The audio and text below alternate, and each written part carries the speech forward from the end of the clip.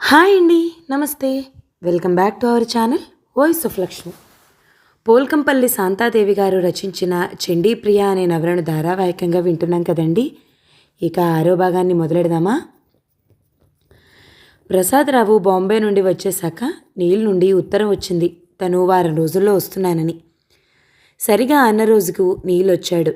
రావుగారి పొలాలు కొనుగోలు చేయడానికి వచ్చిన అతడి పేరు ఆనంద్ బాబు.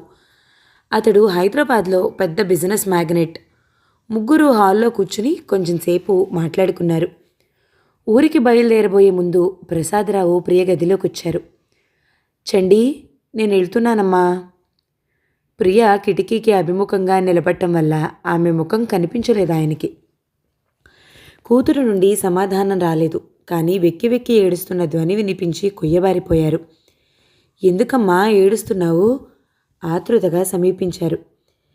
మీరా పొలాలు అమ్మడం విషయంలో నా మాట వినడం లేదుగా.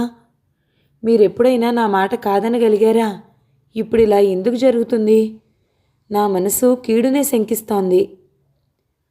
కూతురి అస్త్రం ఏమీ పనిచేయలేదు ప్రసాదరావు మీద.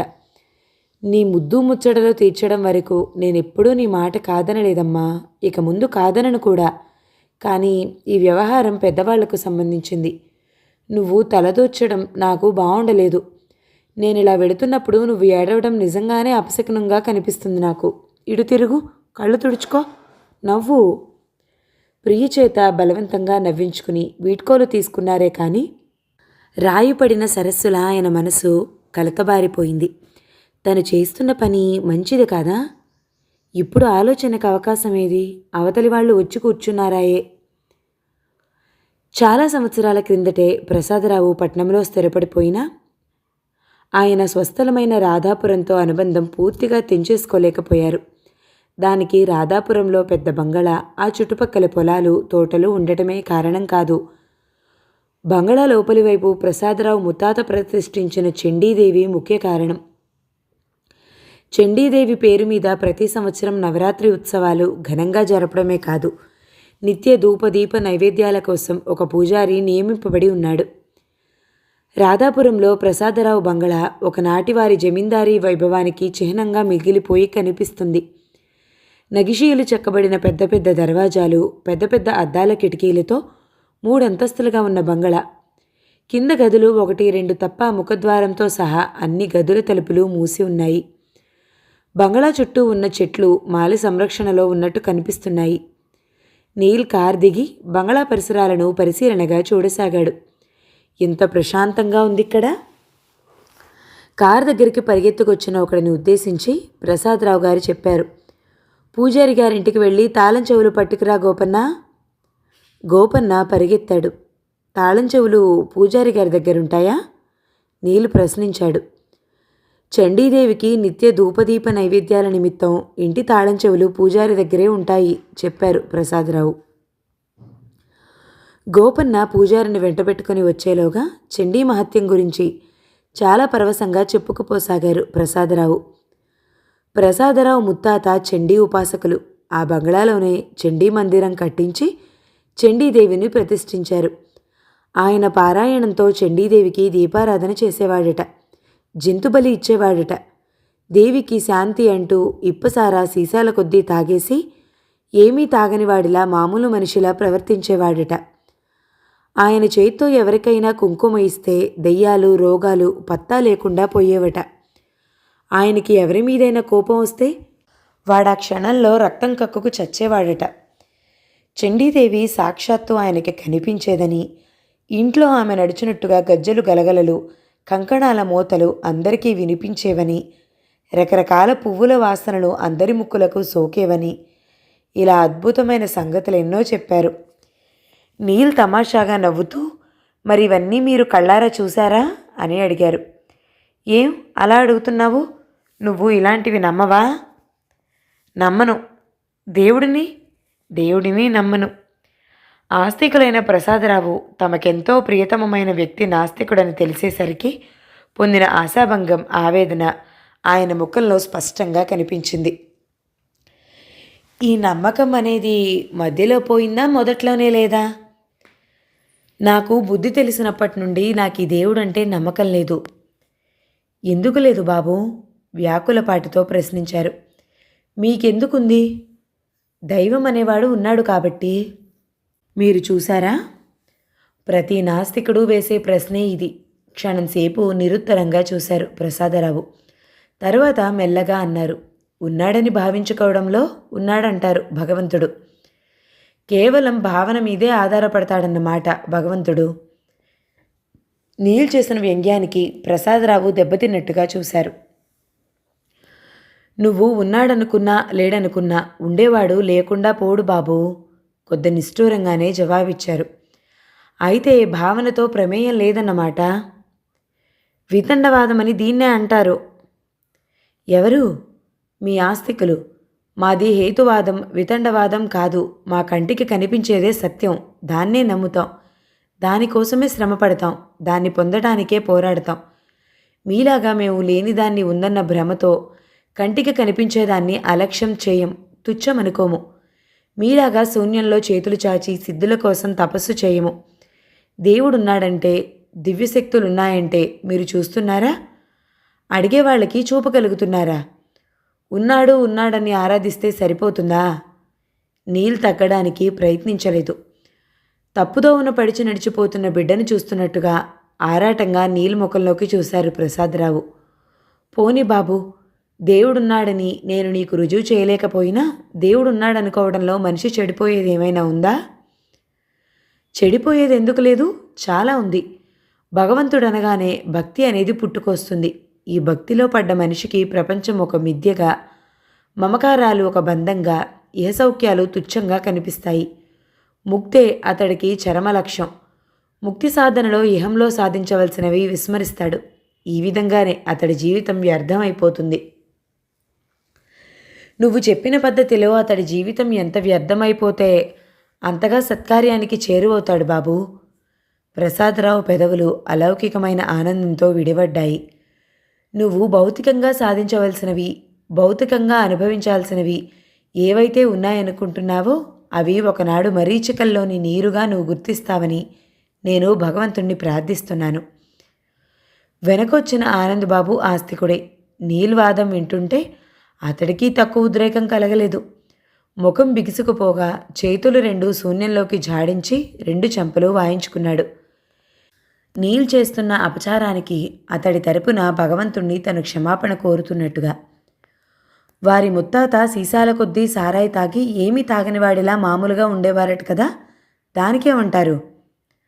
అది చండీ మహిమ అని మీరంటారేమో. సీసాల కొద్దీ సారాయిని వారి ముత్తాతగారిని ఆవహించి దేవి ఆరగించి అరిగించుకుందంటే నాకు ఒక ప్రశ్న వేయాలనిపిస్తోంది. చండీదేవికి సీసాల కొద్దీ ఇప్పసారా తాగాలని ఉంటే ఆమె సృష్టించిన ఈ సృష్టిలో నేరుగా తాగడానికి అడ్డమేమిటి? ఒక మనిషిని దెయ్యంలా ఆవహించి తాగాల్సిన అవసరమేమిటి? పీపాల కొద్దీ వారి ముత్తాత ఇప్పసారాయం తాగేవారంటే అందులో మహిమా గిహిమా ఏమీ లేవు. నిత్య సాధనంతో, నిరంతర అభ్యాసాలతో అద్భుతమైన శక్తులెన్నో తన గుప్పెట్లోకి తెచ్చుకోగలడు మానవుడు. వారి ముత్తాత పీపాల కొద్దీ సారాయం మాత్రమే తాగి అరిగించుకునేవారేమో. కానీ ఇంకా ఈ ప్రపంచంలో పీపాల కొద్దీ పెట్రోల్, కిరోసిన్ లాంటి ద్రవాల్ని కూడా తాగి అరిగించుకునే వాళ్ళు చాలామంది ఉన్నారు. గాజు పెంకుల్ని నమిలి మింగేవాళ్ళు, కత్తులు, బ్లేడ్లు గుటుక్కును మింగేవాళ్ళు ఉన్నారు. అదంతా సాధన తప్ప మీరనే దివ్యశక్తి ఎంత మాత్రమూ కాదు. ఈ ప్రపంచంలో దివ్యశక్తులు ఏమైనా ఉన్నాయి అంటే అవి మనిషి భ్రమలు తప్ప మరేమీ కావు. మీరు చాలా పెడత్రోవన ఉన్నారు నీల్బాబు. భగవంతుడు దివ్యస్వరూపుడు. దివ్యానుభూతితో ఆయన్ని దర్శించాలే కానీ భౌతికమైన స్వరూపంతో ఎప్పటికే కనిపించడు. ఏ తర్కమూ భగవంతుడిని చూడలేదు. ఆయన ఉనికిని కేవలం దివ్యానుభూతితో స్పర్శించాల్సిందే. దివ్యానుభూతి అన్నా, దివ్యశక్తులన్నా అవన్నీ మనిషి భ్రాంతులు తప్ప మరేం కాదని ఇంతకుముందే చెప్పాను. ఇక భగవంతుడి దగ్గరకు వస్తే ఈ భగవంతుడిని మీరు ఆస్తికులు వారు నిర్వహించినట్టుగా మరొకరు నిర్వహించరు. ఒకరు నిరాకారుడు, నిర్గుణుడు, నిరామయుడు అంటారు. నిరాకారుడు, నిర్గుణుడు, నిరామయుడు అయిన ఆ భగవంతుడు అద్భుతమైన ఈ సృష్టిని ఎలా సృష్టిస్తున్నాడు? ఎందుకు సృష్టిస్తున్నాడు? జ్యోతి స్వరూపుడని, ఆనంద స్వరూపుడని కొందరు. అసలు మీలో మీకే ఒక స్థిరాభిప్రాయం లేదు.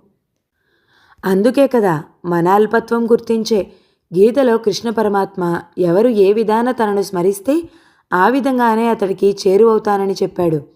చూస్తూ ఉండండి నీల్బాబు, మీ చేత భగవంతుడున్నాడని ఒప్పించి తీరుతాను ఛాలెంజ్గా అన్నాడు ఆనందబాబు. మీ ప్రయత్నాలకి నా అభ్యంతరం ఎంత మాత్రమూ లేదు నీల్ నవ్వి అన్నాడు. నాస్తికత్వం ప్రబలితే మనిషి స్వేచ్ఛాచారి అవుతాడు, పాపభీతి నశిస్తుంది. భూతదయ, పరోపకార చింతన ఇలాంటి మంచి సుగుణాలెన్నిటికో దూరం అవుతాడు. దైవత్వం లోపించిన చోట దానవత్వం ప్రవేశించడానికి ఎంతో సమయం పట్టదు. స్వేచ్ఛ మనిషికి ప్రాణవాయువు లాంటిది. అది లేకపోతే మనిషి బ్రతుకు అర్ధహీనం. ఇహ మీరు చెప్పిన సుగుణాలు మీ ఆస్తికుల్లో ఎందరికి ఉన్నాయి? ఆస్తికులకి పాపభీతి ఉన్నా పాపం చేయకుండానే ఉన్నారా? భయపడుతూ పాపం చేసే కన్నా భయం లేకుండా పాపం చేయటం 100 రెట్లు నయం. కాబట్టి మనిషి మనిషిలా బ్రతకడానికి ఆస్తికుడే కానక్కర్లేదు. మానవత గురించి అతడు కొంత తెలుసుకుంటే చాలు. మాటల్లోనే పూజారి రావటం, తాళం తీయటం జరిగాయి. ప్రసాదరావు ముందుగా చేసిన పని పాదప్రక్షాళనం చేసుకుని చండీ మందిరం ప్రవేశించి చండీదేవి దర్శనం చేసుకోవటం. పూజారి హారతి వెలిగించి గంట గణగణా వాయిస్తూ దేవి ముందు తిప్పి ప్రసాదరావు ముందుకు తెచ్చాడు. ఆయనతో పాటు ఆనందబాబు కూడా హారతిని భక్తితో కళ్ళకద్దుకున్నాడు. జేబులో నుంచి పావలా నాణెం తీసి హారతిలో వేసి నీల్ ఆసక్తిగా గమనిస్తూ దేవి ఎక్కడుంది అని అడిగాడు. విగ్రహం పువ్వుల్లో కూరుకుపోయింది. పూజారి పైపై పువ్వులన్నిటినీ తొలగించాడు. దేవీ ముఖారవిందం దేదీప్యమానంగా బయటపడింది. సువర్ణంతో చేయబడిన ప్రతిమ. నుదురు కుంకుమ ఉండవలసిన స్థానంలో ఎర్రరాయి పొదగబడి అఖండంగా వెలుగుపడి ఎర్రటి కాంతులు ఇనుతోంది.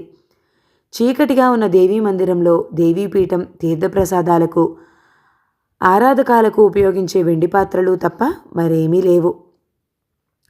దేవాలయాల్లో మామూలు రాతి విగ్రహాలే దొంగలెత్తుకుపోతారే, ఈ బంగారు విగ్రహం మీద ఎవరికన్నూ పడలేదా? ఆశ్చర్యంగా ప్రశ్నించాడు నీల్. ఈ చండీ మహత్యం తెలిసిన వారెవ్వరూ ఇక్కడ అలాంటి దుర్బుద్ధితో అడుగు పెట్టలేరు బాబూ. వెనకటికోసారి మీరన్నట్టుగానే ఒకడొచ్చారు అమ్మవారి విగ్రహం ఎత్తుకుపోవాలని. తాళాలు పగలగొట్టి లోపలికి ప్రవేశించాడు. వాడి పక్కనే పులిగాండ్రింపు వినిపించింది. ఇంకే ఉంది?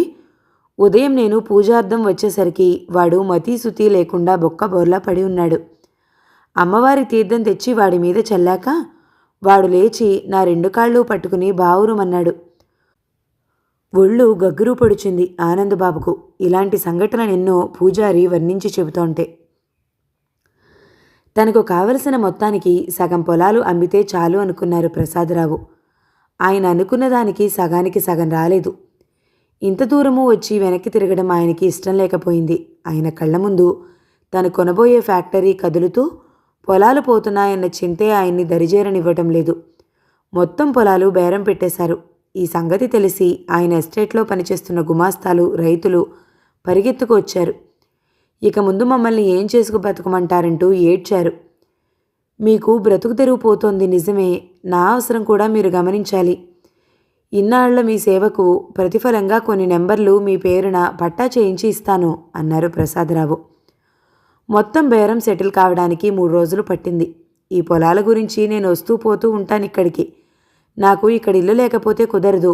మీ పొలాలన్నీ పోయాక మీకు ఈ ఊళ్ళో ఇల్లెందుకు? ఈ ఇల్లు కూడా నాకు అమ్మండి అన్నారు ఆనందబాబు. ఆలోచనలో పడ్డారు ప్రసాదరావు. ఇప్పుడిప్పుడే ఆయన హృదయంలో సన్నని వేదన అగ్నిలా రాజసాగింది. తను కొనాలనే అనుకుంటే ఇంతకు రెట్టింపు ధర పెట్టినా రాని పొలాలు తను అనుకున్న దానికి సగానికి సగం తగ్గిపోయాయి. కూతురునైతే కసరాడు. ఈ డబ్బు నేను గుర్రపందాలకి తాగుళ్ళకి పెడుతున్నానా అని. ఇప్పుడిప్పుడే తను చేసింది తప్పేమో అనిపించసాగింది ఆయనకి. ఆలోచనలో పడ్డారేం రావుజీ? ఏం లేదు, అలాగే కానివ్వండి. పొలాలన్నీ పోయాక నాకు ఈ ఊళ్ళో ఇల్లు ఉండడం ఎందుకు? ఈ సంభాషణ పొలాలు చూసి ఇంటికి వస్తున్న సమయంలో జరిగింది. వాళ్ళు ఇల్లు చేరుకునేసరికి పొద్దు కుంగుతున్నది. అప్పటికే రావుగారి బంగళా ముందు గుంపు కూడిన జనం గడబిడగా అరుస్తున్నారు. సంగతి ఏమిటని తెలుసుకుంటే గడసర్పం ఒకటి చండీ మందిరంలో నుంచి బయటకొచ్చిందని, పాము పాము అని అరిచేసరికి పెరటి తిక్కుగా ఉన్న గదిలో ఎలుకలు చేసిన కన్నంలో దూరిందని చెప్పారు. ఎరుకల వాడి కోసం పరిగెత్తాడని కూడా తెలిసింది. పాము ప్రవేశించిందన్న ఆ గదిలో అప్పటికే చీకటి బాగా ఆక్రమించుకుని తలుపు దగ్గర దడికట్టినట్టుగా మూగారు జనం. నీలు ఎలుక కన్నంలోకి టార్చ్ వెలుగు ఫోకస్ చేశాడు. పాము కనిపించింది. లావుగా ఉన్న ఆ తల నారుగుపామని ఇట్టే తెలిసిపోతుంది. నీల్ కర్ర ఒకటి తీసుకుని కన్నం ముందు చప్పుడు చేశాడు. పాము కదిలింది. తోక కొద్దిగా యువతలికొచ్చింది. టార్చో చేత జాగ్రత్తగా పట్టుకుని మరో చెయ్యి తోక వైపు పోనిచ్చాడు నీల్. అతడేం చేయబోతున్నాడో గుర్తిస్తూనే ప్రసాదరావు మెరుపు వేగంతో ఆ చెయ్యి పట్టేశాడు. నీల్, నీకేమైనా మతిపోయిందా? అది నాగుపాము. ఏ కాస్త ఏమరపాటుగా ఉన్నా నిండు ప్రాణం తీస్తుంది. అది ఇప్పటికే ఎలా బుసలు కొడుతుందో చూసావా? ఆయనకి ఒళ్ళంతా చెమటలు కారిపోతున్నాయి. పాము తోక లోపలికి లాక్కుంది. మంచి ఛాన్స్ పోగొట్టారు రావుగారు. మీరు నా చెయ్యి పట్టుకోకపోతే దాని తల ఇప్పుడు నేల మీద పచ్చడై పడి ఉండేది. చండీ మహత్యాన్ని అపహాస్యం చేశారు కదూ. ఆమె మహిమేమిటో తెలిసొచ్చేది ఆయనకి రావుజీ. ఆనందబాబు గుమ్మంలో ఓ కాలు అటు ఇటుగా ఉంచి నిలబడి ఎగతాళిగా అన్నాడు. జనం ఊపిరి బిగపట్టుకుని చూస్తున్నారు. అవతలికి పదనీల్, ఎరికలవాడు వస్తే దాని సంగతి వాడే చూసుకుంటాడు. దానికి ఇంత సమీపంగా మనం ఉండకూడదు. నాగుపామది, మెరుపు వేగం. నీల్ ప్రాణాలంటే లక్ష్యం లేనట్టుగా నిలబడితే అతడి ప్రాణాల కోసం తాపత్రయపడుతున్నట్టుగా నీల్ రెక్కపట్టి లాగసాగాడు ప్రసాదరావు. దానికి ప్రాణభయమే. దానంతటది బయటికి రాదు. ఎందుకైనా మంచిది, బయటికి పద. తుపాకీ బార్ చేయడానికి కూడా రాదు. చాలా ఇరుకు కన్నం. ఎరికలవాడు బరిసతో రానే వచ్చాడు. అప్పటికి గాని ప్రసాదరావు మనసు కుదుట పడలేదు. వాడు కొద్ది క్షణాలు కన్నంలోకి నిశితంగా పరిశీలించి చూసి బరిస కన్నం ముందు ఆడించాడు చప్పుడు చేస్తూ. బుస్సుమంటూ మెరుపులా పైకొచ్చేసింది పాము. అది అలా రావటం కోసమే చూస్తున్నట్టుగా ఎరికలవాడు ఒడుపుగా దాని తల పిడికిట్లో పట్టేశాడు. దాని తోక అతని చేతిని చుట్టి బలంగా కొట్టసాగింది. కొద్ది నిమిషాల తర్వాత పామును బుట్టలో పాడేసి రావుగారు వాళ్ళు కూర్చున్న హాల్లోకి వచ్చి బుట్ట పక్కన పెట్టి కింద మోకాళ్ల మీద కూర్చున్నాడు ఎరికలవాడు. ప్రసాదరావు 10 రూపాయల నోటు తీసి వాడి చేతిలో పెట్టారు. వాడి ధైర్యాన్ని మెచ్చుకోసాగాడు ఆనందబాబు. నడుం దగ్గర పంచు మడతలో ఉన్న మూలికనొకదాన్ని యువతలకి తీసి చూపాడు ఎరికలవాడు. ఇది ఎవరి దగ్గరుంటే ఎలాంటి గడసర్పమైనా తల వంచాల్సిందే బాబూ. ఇది మా దగ్గరున్నంత వరకు మాకే భయమూ లేదు అన్నాడు సగర్వంగా. అది ఎంతిస్తే మాకు అమ్ముతావు? ఆనందబాబు అడిగాడు. మీకెందుకు బాబు ఇది? ఎందుకైనా మంచిది కదా. వాడు 30 రూపాయలు ముందు చెప్పి బేరం చేయగా 25 రూపాయలకు మూలికనిచ్చేశాడు ఆనందబాబుకు. డబ్బు తీసుకుని వాడు వెళ్ళటానికి లేచాడు. కొంచెం ఆగు, దీని పరీక్ష ఇప్పుడే తేలాలి. ఆనందబాబు నుండి మందు తీసుకుని నీళ్ళు లేచి బుట్ట సమీపించి మూత తీయడానికి ఉద్యుక్తుడయ్యాడు. ఎరికలవాడి ముఖంలో భయం రెపరెపలాడింది. వద్దు బాబూ, కోపం మీదున్నాడు నాగన్న, విషం కూడా పిండలేదు. ఇది నా దగ్గరుందిగా. పొట్టకూటికి మేం పడే తిప్పల్లో ఇదొకటి బాబూ. వాడు డబ్బు మీద ఆశ కూడా వదులుకుని అన్నాడు. చేతి వడుపు తప్ప ఇంకేమీ కాదు బాబూ. అట్లా రా దారికి. నీల్ మూలిక వాడి ముందు పారేసి వచ్చి యథాస్థానంలో కూర్చున్నాడు. ఎరికలవాడు డబ్బు ఆనందబాబు పాదాల దగ్గరుంచి పాముల బుట్ట అందుకుని నమస్కారం చేసి వెళ్ళిపోయాడు. ఏమిటి రావుగారు, అన్యమనస్కంగా ఉన్నారేమిటి? నీల్ అడిగాడు. చండీ మందిరంలో నుంచి పాము రావడం ఇదంతా చూస్తే నేను చేస్తున్న పని మంచిది కాదని సూచిస్తున్నట్లుగా ఉంది. బురదలో నడుం లోతుదాకా కూరుకుపోయిన మనిషి ముఖంలో కనిపించే వికలత ఆయన ముఖంలో కనిపించసాగింది. ఈ పాముకు దేవికి మీరు చేస్తున్న పనికి ఎలాంటి సంబంధమూ లేదండి. నీల్ నవ్వాడు. ఆ పాము మీ దేవి మహిమ చేత బయలుదేరిందే అయితే పాము పాము అనగానే బెదిరిపోయి ఎలుక కన్నంలో దూరడం దేనికి? ఎరికలవాడి చేతికి చిక్కడం దేనికి? పాముల బుట్టలో బంధింపబడడం దేనికి? రేపు వాడు దాని విషం తీసి నాగస్వరంతో తన ఇష్టం వచ్చినట్లు ఆడిస్తాడు. కాబట్టి అది మామూలు పామే. దేవీ మందిరంలో నుంచి వచ్చిందంటే అది కాకతీళీయం తప్ప ఏమీ కాదు. భవిష్యత్తుకు ముందుగా సూచనలు ఇవ్వబడతాయంటే నేను చస్తే నమ్మను. దేవి సూచించడం కాదు, మీ మనస్సులోనే ఏదో శంకలాంటిది బయలుదేరుండాలి. దాన్ని మీరు దేవికి అన్వయిస్తున్నారు. తనలోని భయాన్ని, అనుమానాల్ని మరో దానితో ముడిపెట్టి ఆలోచించడం మనిషి బలహీనతల్లో ఒకటి. నువ్వన్నది నిజమే కావచ్చు బాబూ. ఈ పొలాలు అమ్మటం మా చండీకి ఇష్టం లేదు. ఈ సందర్భంగా కూతురికి తనకి జరిగిన వివాదం గురించి చెప్పారు. అమ్మాయిని కసిరి వచ్చానే కానీ ఇప్పుడు నా మనసుకే ఎలాగో ఉంది. ఇది నా స్వార్జితం కాదు, పూర్వార్జితం. ఏ పెద్దలో కష్టపడి కూర్చిన ఆస్తి. ఇందులో అంత బాధపడటానికి ఏముందండి? పొలాలు అమ్మారంటే అప్పుల పాలై అమ్మలేదుగా, తిండికి జరగక అమ్మలేదుగా. బంగారు గుడ్లు పెట్టే బాతులాంటి ఫ్యాక్టరీ మీ చేతిలో ఉంటుంది. మనం ఏదైనా ఒక పనిలో ప్రవేశించే ముందు పిరికిగా అడుగు పెట్టకూడదు. ధైర్య సాహసే లక్ష్మి అన్నది మనిషిని ఒక మంత్రంలా స్మరిస్తూ ఉండాలి. నీలి ఎంత చెప్పినా ప్రసాదరావు వదనంలో వేదనా ఛాయలు మాయం కాలేదు. ఆయన ఒక సుదీర్ఘమైన నిట్టూర్పు విడిచి తన గదిలోకి వెళ్ళారు. నీల్ బాబు, మీ ముక్కుకు వాసనేది తగలడం లేదా? ఆనంద్ బాబు అడిగాడు. వాసన? ఏం వాసన? మొగలి వాసన. నీల్ గుండెల నిండా గాలి పీల్చుకుని వదిలి, అవును వస్తోంది అన్నాడు. ఇప్పుడైనా ఒప్పుకుంటారా? మనం ఉన్నది చండీ మహిమ పరివ్యాపితమైన ప్రదేశంలోనని? ఆనందబాబు ముఖంలో సంభ్రమంతో పాటు భీతిరేఖలు కూడా పొడచూపాయి. ప్రసాదరావు అవసరాన్ని బట్టి ఆయన ఇల్లు పొలాలు చాలా చౌకలో కొనేశాడు. ఈ చండీదేవి తన మీద ఆగ్రహించదు కదా. ఇక్కడెక్కడైనా సమీపంలో మొగలి పొదలుండాలి. నీళ్ళు లేచి వెళ్ళి తన పక్క మీద పడుకున్నాడు. కళ్ళు మూస్తే చాలు వేదనాభరితమైన ప్రసాదరావు ముఖం అతడికి కనిపించసాగింది. తనంటే ఆయనకి ఎంతటి పితృవాత్సల్యం, తన మీద ఆయనకు ఎంత నమ్మకం. అలాంటి సరళ హృదయం ఎందరికి ఉంటుంది? నీల్ బాబు, నా పక్కా మీ గదిలోకి మార్పించుకుంటాను. మీకేమైనా అభ్యంతరమా? ఆనందబాబు గుమ్మం దగ్గరికి వచ్చి అడిగాడు. అభ్యంతరమే, గదిలో నా భార్య ఉంది. ఎప్పుడు చూసినా విశ్వామిత్రుడిని తలుపుకు తెచ్చే ముఖం మీకు కూడా సరదా తెలుసునే. ఆనందబాబు నవ్వాడు. ఏమిటి, నేను విశ్వామిత్రుడినా? ఉడుక్కున్నట్టుగా అడిగాడు నీల్. అయినా అతడి ముఖం నవ్వు దాచుకోవటం లేదు. నౌకర్ ఆనందబాబు పక్క నీల్ గదిలోకి మార్చి వెళ్ళాడు. ఆనందబాబు పక్క మీద కూర్చుని, ఇవాళ ఎందుకో నాకు నిద్ర పట్టేటట్టు లేదు, కడుపులో ఏమిటో గుబులుగా ఉంది అన్నాడు. మీరు గుబులు పడటంలో అర్థముంది. ఇవాళ అర్ధరాత్రి చండీదేవి వస్తుంది, మీ గుండెల మీద కూర్చుంటుంది. తెల్లారేసరికి మీరు రక్తం కక్కుకుని పక్క మీద పడుంటారు. బాగుంది, నా గుండెల మీద ఎందుకు కూర్చుంటుంది? బలవంతంగా నవ్వు తెచ్చుకున్నాడు ఆనందబాబు. అతడి నోట్లో తడారిపోతోంది. రావుగారి పొలాలే కాక చండీ నివాసమైన ఈ బంగళా కూడా కొనేశావు కదా. కొన్నానే కానీ దొంగిలించలేదు కదా. ఇంచుమించుగా అలాంటి పనే చేశారు మీరు ఆనందబాబు. ఆయన అవసరం పడి అమ్ముతున్నాడని సగానికి సగం ధర తగ్గించి బేరం చేశారు. ఆయన ఆస్తిని దొంగిలించినట్టే లెక్క. ఆ విషయం నీకు తట్టబట్టే మీ పక్క నా గదిలోకి మార్చుకున్నారు. రావుగారి ముత్తాత ప్రతిష్ఠించిన చండీదేవి ఇవాళ మీకు ఏదో అపకారం తలపెడుతుందని మీకు గుబులు బయలుదేరింది. మీరు చాలా అన్యాయంగా మాట్లాడుతున్నారు నీల్బాబు. మీరు కూడా వ్యాపారస్తులే.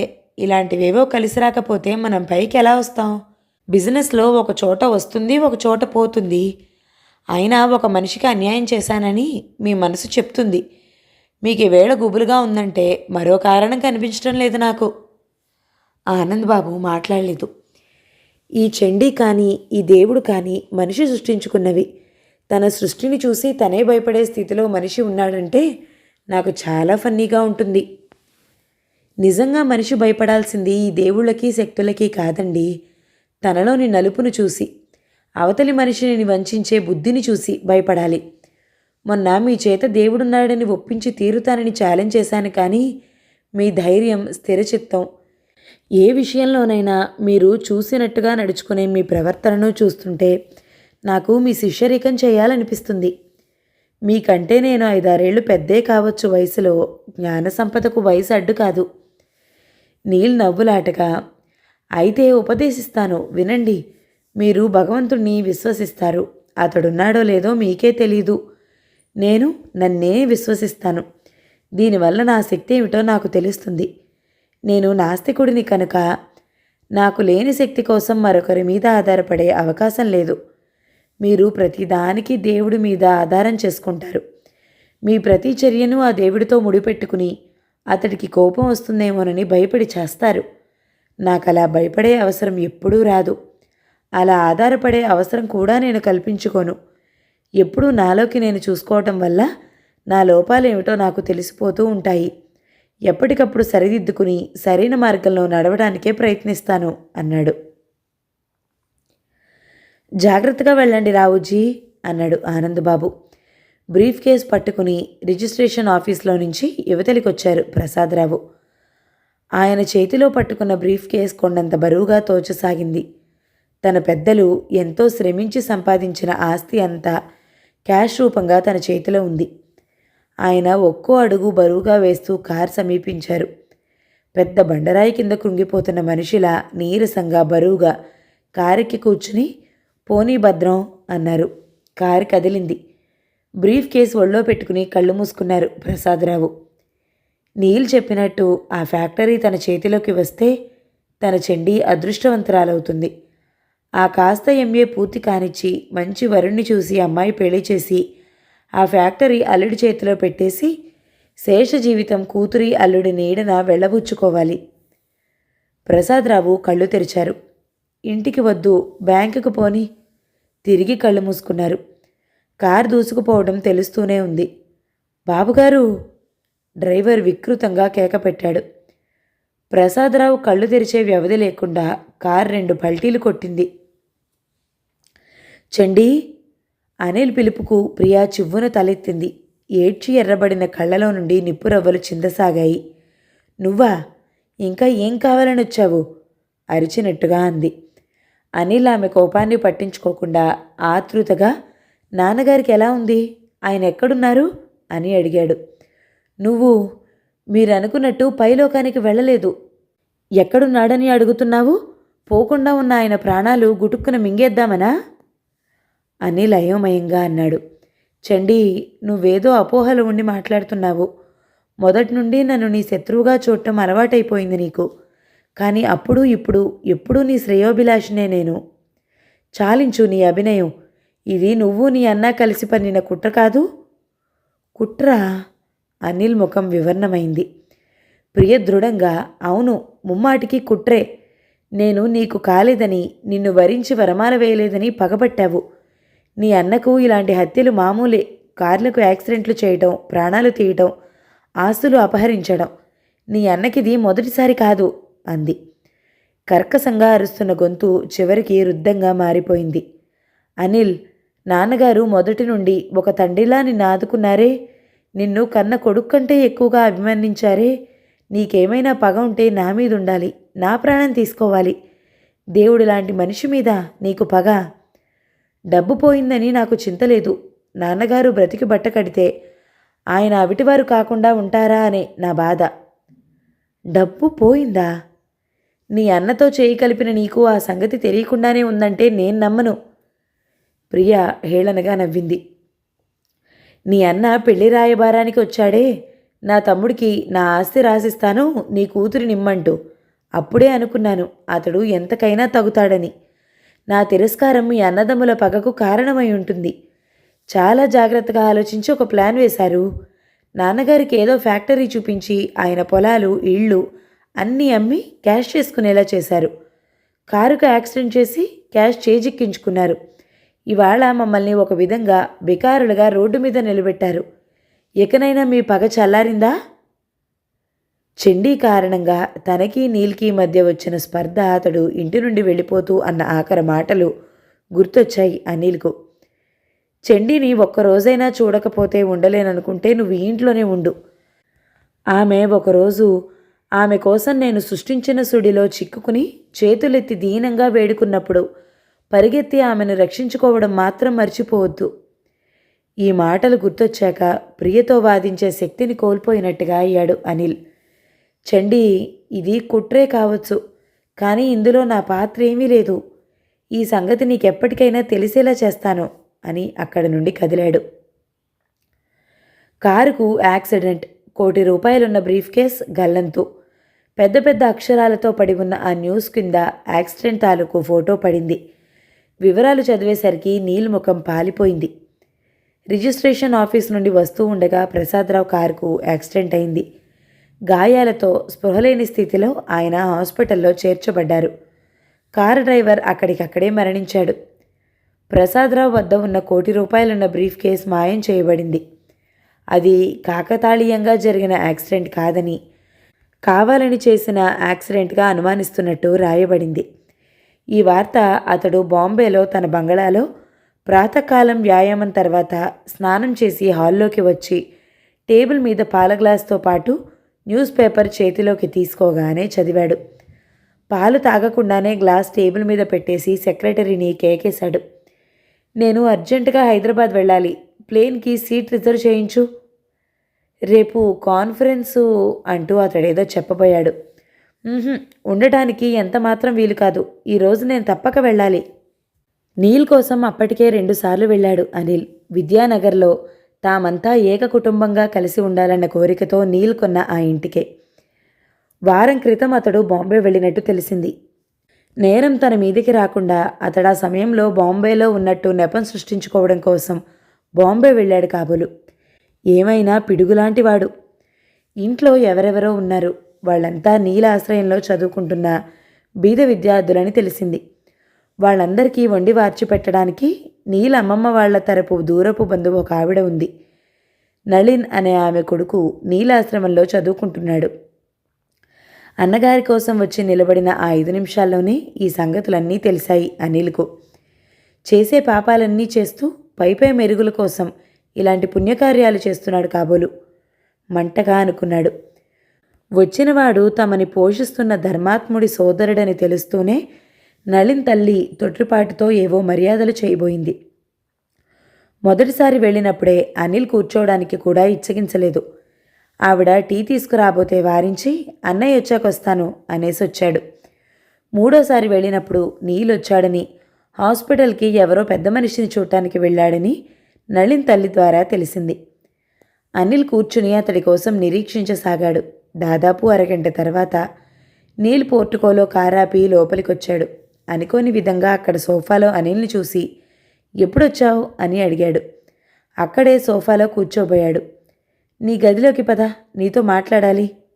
అనిల్ కంఠంలో వినిపించిన కరుకుదనం నీల్ని తెల్లబోయేలా చేసింది. తమ్ముడి ముఖంలోకి ప్రశ్నార్థకంగా చూశాడు. అతడి ముఖం గంభీర ముద్ర దాల్చి పిడుగులు వర్షించడానికి సిద్ధంగా ఉన్న ఆకాశంలా ఉంది. అతడిలో కనిపిస్తున్న ఉద్విగ్నత లడాయికి తన శక్తిని కూడదీసుకుంటున్నట్టుగా ఉంది. నీల్ మెట్లకేసి దారి తీశాడు. నీల్ గదిలో ప్రవేశిస్తూనే ఆ గది తలుపులు మూసేసి ఒక్కో అడుగు గంభీరంగా నీల్ కేసి వేయసాగాడు. ప్రసాదరావు గారు నీకేం అపకారం చేశారని ఆయనకింత ద్రోహం తలపెట్టావు? ద్రోహమా? నేనా? ఎవరి దగ్గరైనా నాటకమాడితే బాగుంటుంది, నా దగ్గర కాదు. సూటిగా మాట్లాడు. నీల్ విసుగు వ్యక్తం చేశాడు. సూటిగానే మాట్లాడుతున్నాను. పెద్ద మనిషిగా కనిపించే నీలో ఎంతటి కసాయితనం దాగి ఉందో నాకు తెలుసు. చెండీని కూరలు పీకిన పాములా చేస్తానన్నావే, ఆ రోజే నువ్వెలాంటి వాడివో ఊహించగలిగాను. కానీ ఇలా అభము శుభము ఎరగని ఆ తండ్రి ప్రాణానికే ముప్పు తెస్తావని అనుకోలేదు. నీల్ కూడా గంభీరంగా మారిపోయాడు. నేను గంట క్రితమే బాంబే నుండి వచ్చానన్న సంగతి తెలుసా నీకు? అవన్నీ పోలీసుల కళ్ళు కప్పడానికి నువ్వు వాడే నాటకాలు. నీ నాటకాలు నా దగ్గర సాగమని ఇదివరకే చెప్పాను. మర్యాదగా రావుగారి దగ్గర దోచుకున్న డబ్బు ఆయనకిచ్చేయి. ఆయనకి క్షమాపణ చెప్పుకో, లేదా నేనే నిన్ను పోలీసులకు పట్టిస్తాను. నీళ్ళు విస్తుపోతున్నట్టుగా నన్ను పోలీసులకు పట్టిస్తావా? ఏ ఆధారంతో అడిగాడు. ఆ రోజు చెండి చేసిన అవమానంతో దెబ్బతిన్న నువ్వు ఏం మాట్లాడావో నేను మర్చిపోలేదు. ఆ మాటలకి ఈ యాక్సిడెంట్కి సంబంధం ఉందని నువ్వెందుకు అనుకుంటున్నావు? సంబంధం లేకుండా ఎలా పోతుంది? నీ గతం ఎవరికీ తెలియదనుకోకు. నువ్వింత కుబేరుడవయ్యావంటే దీని వెనుక ఎవరి హత్య దాగి ఉందో మాకందరికీ తెలుసు. నీల్ నవ్వాడు. నాగుపాము పడగ విప్పితే ఎంత సుందరంగా ఉంటుందో నీల్ నవ్వితే అంత సుందరంగా ఉంది అనుకున్నాడు కంపరంగా అనిల్. తెలుసా? ఎగతాళిగా నిర్లక్ష్యంగా అన్నాడు. తెలుసు. కార్లకి యాక్సిడెంట్లు చేయడం, ప్రాణాలు తీయటం, ఆస్తులు దోచుకోవడం మీ అన్నకి కొత్త కాదు అంది చెంది. 100కి 100 పాళ్ళు నేను అంగీకరిస్తాను ఈ మాట. ఇనుము సహవాసంతో నిప్పుకు సమ్మెటపోట్లైనట్టు ఈ కుట్రలో నన్ను చేర్చింది చెండి. ఈ కుట్రలో నీకేం భాగం లేదని రుజువుపరుచుకోవడం కోసం నువ్వు నన్ను పోలీసులకు పట్టించి సాక్ష్యం పలుకుతావన్నమాట. భేష్, నేను నీకు చేసిన ఉపకారాలకి నువ్వు నాకు చేసిన ప్రత్యుపకారం. ఒక శత్రువు కూడా చేయడు. ఒక తమ్ముడు ఒక అన్నకు చేస్తున్నాడు. కానీ అనిల్, రావుగారికి జరిగిన యాక్సిడెంట్ గురించి, క్యాష్ మాయం కావడం గురించి పేపర్లో చూసి ప్లేన్ ఎక్కాను. ఈ యాక్సిడెంట్తో నీకేమీ సంబంధం లేదంటావు? అయితే ఆయనకేదో ఫ్యాక్టరీ ఆశ చూపించి ఆయన పొలాలన్నీ అమ్మి క్యాష్ చేసుకునేలా ఎందుకు చేశావు? సదుద్దేశంతో మాత్రం చేయలేదు. నీల్ ముఖం కొద్దిగా మలినమైంది. నా దురుద్దేశానికి ఆయన నిష్కపట హృదయం, ఆయన నా మీదుంచిన భరోసా, ఆయన నా ఎడ చూపిన పితృవాత్సల్యం తుడిచివేశాయి. మంచితనం తనకు తెలియకుండానే ఎదుటివారిలోని చెడును ఎలా నిర్మూలిస్తుందో రావుగారికి ఎప్పుడైనా తెలుస్తుంది. నీ ప్రమేయం లేకుండానే ఈ యాక్సిడెంట్ జరిగిందంటావా? ఈ ప్రపంచంలో జరిగే యాక్సిడెంట్లన్నీ నా ప్రమేయంతోనే జరుగుతున్నాయంటావా? చండీ విషయంలో నువ్వు చేసిన ప్రతిజ్ఞ తప్పకుండా నెరవేర్చుకుంటాను. చండీకి శృంగభంగం త్వరలోనే జరుగుతుంది. నువ్వు చండీని రక్షించుకోవాల్సిన సమయం ఆసన్నమైంది అనిల్. ఆ సంగతి నువ్వేం చెప్పకనలేదు. అనిల్ విసురుగా లేచాడు. ఇంకా నువ్వు అదే ఆలోచనతో ఉంటే అంత శ్రమపడాల్సిన అవసరం నీకు లేదని నా సలహా అనేసి గబగబా అవతలికి నడిచాడు. 6వ భాగం సమాప్తం. మిగతా కథని తర్వాతి భాగాలలో విందామండి. నవల మీకు నచ్చినట్లయితే లైక్ చేయండి, షేర్ చేయండి, మంచి కామెంట్ చేయండి. మన ఛానల్ని తప్పకుండా సబ్స్క్రైబ్ చేయండి. Thank you so much for watching. నమస్తే.